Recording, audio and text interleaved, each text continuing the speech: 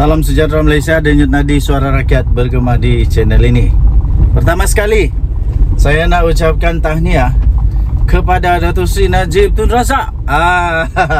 Saya nak ucap terima kasih, tahniah kepada Datuk Seri Najib Tun Razak yang dapat bertahan selama 6 tahun turun naik mahkamah untuk kes 1MDB.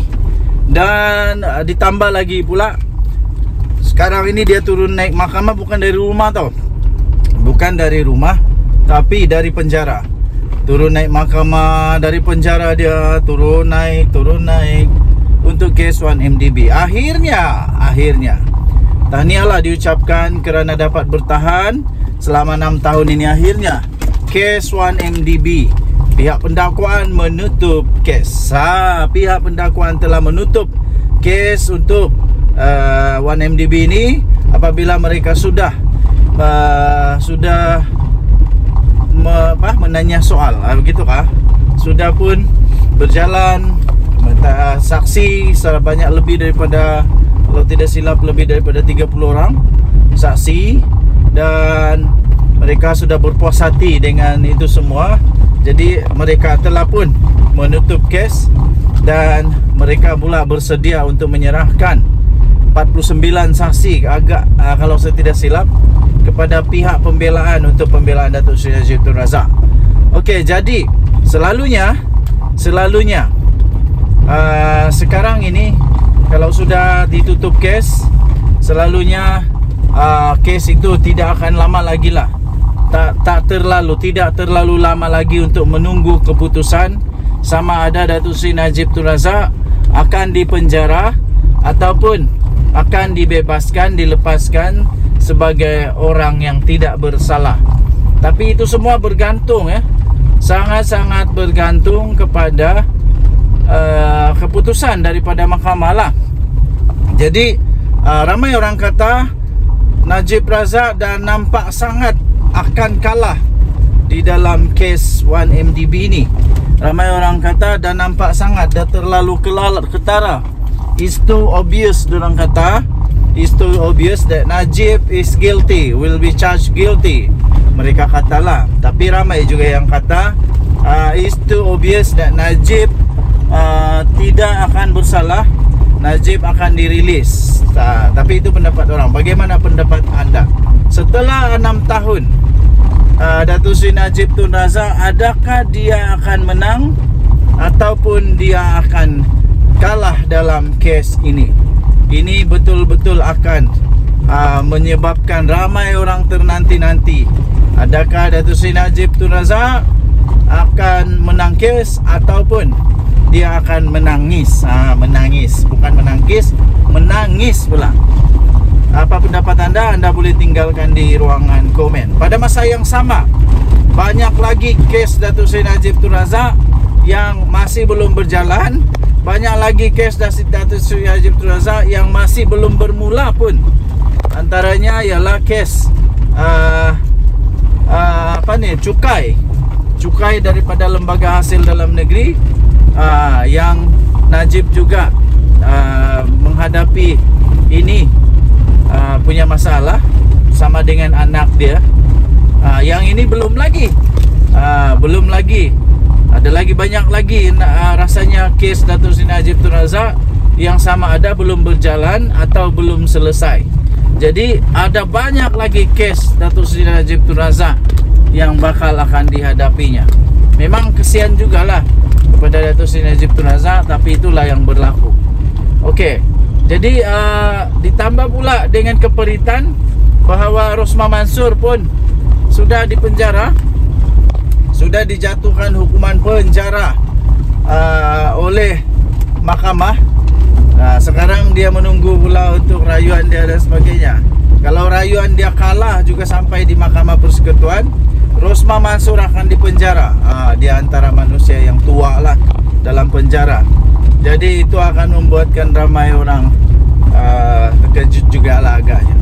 Kita nantikan bersama-sama apa bakal terjadi kepada Datuk Seri Najib Razak dan seluruh keluarga dia yang lain juga, termasuk anak dia, termasuk juga isteri dia, Rosmah Mansor. Yang saya percaya satu saja. Yang saya percaya adalah kita punya undang-undang. Proses perundangan di negara Malaysia adalah yang terbaik. Proses di perundangan negara Malaysia, kita adil, kita tidak akan bias, tidak akan berat sebelah. Itu saya percaya. Denyut Nadi Suara Rakyat bergema di channel ini. Jangan lupa untuk tekan butang subscribe, like dan share. Malaysia kita punya. Cintai Malaysiaku, kita jaga kita. Bye-bye. Salam sejahtera Malaysia. Denyut Nadi Suara Rakyat bergema di channel ini. Padan muka. Padan muka. SPRM mengumumkan telah menahan mereka yang bertanggungjawab di dalam penjualan ataupun pengubahan tanah Rizab Melayu kepada bukan Melayu. Ini barulah terbaik.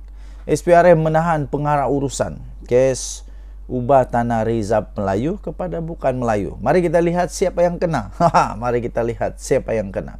Seorang pengarah urusan sebuah syarikat hartanah ditahan Suruhanjaya Pencegahan Rasuah Malaysia SPRM atas dakwaan mengubah status tanah Rizab Melayu kepada tanah bukan Melayu di Mukim Manjong Setiawan Perak.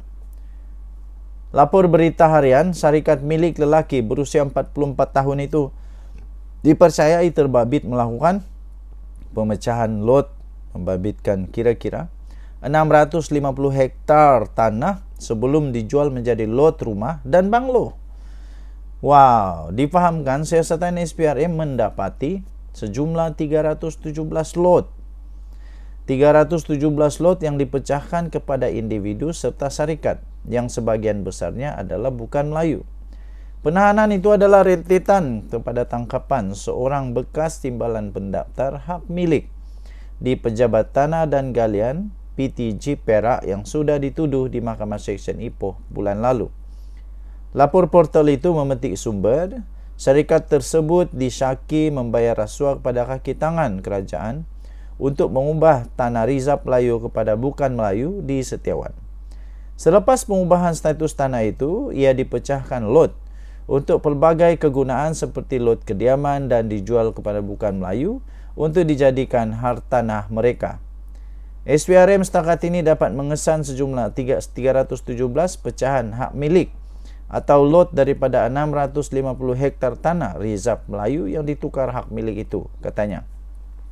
Sementara itu, pengarah kanan bahagian siasatan SPRM, Datuk Seri Hishamuddin Hashim mengesahkan tangkapan itu dan memberitahu penahanan suspek dilakukan mengikut Akta SPRM 2009 kerana memberi rasuah.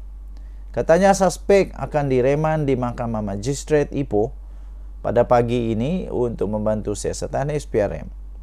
Pada April lalu, media melaporkan seorang bekas PTG Perak dihadapkan ke Mahkamah Session atas pertuduhan menipu agensi kerajaan negeri sehingga menyebabkan pemecahan lot tanah Rizab Melayu, membabitkan kawasan seluas 649.2 hektar di Setiawan 12 tahun lalu. Tertuduh adalah Rosli Cik Muhammad, 64 tahun, bagaimanapun mengaku tidak bersalah. Selepas pertuduhan ke atasnya itu dibacakan jurubahasa di hadapan hakim Datuk Ibrahim Osma. Ini yang patut kita kecam habis. Ini yang patut kita kecam habis. Bagaimana seorang yang begini tergamak, bagaimana beliau tergamak menjual ataupun menggadaikan harta pusaka ini, harta pusaka orang Melayu ini, tanah Rizab orang Melayu ini kepada orang-orang yang tidak sepatutnya. Ini memang patut dihentikan. Itulah saya bilang memang padan mukalah. Kali ini padan mukalah dia kena tangkap, dan padan mukalah kalau betul dia dapati bersalah, padan muka dia. Ini patut dihentikan. Sekali lagi pujian harus diberikan kepada SPRM, kepada kerajaan Madani. Ini terbaik. Ini terbaik.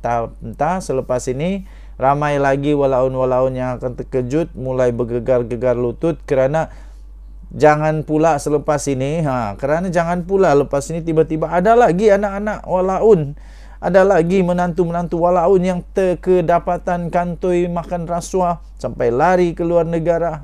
Itulah macam-macam. Dan yang Nadi Suara Rakyat bergema di channel ini. Bye-bye.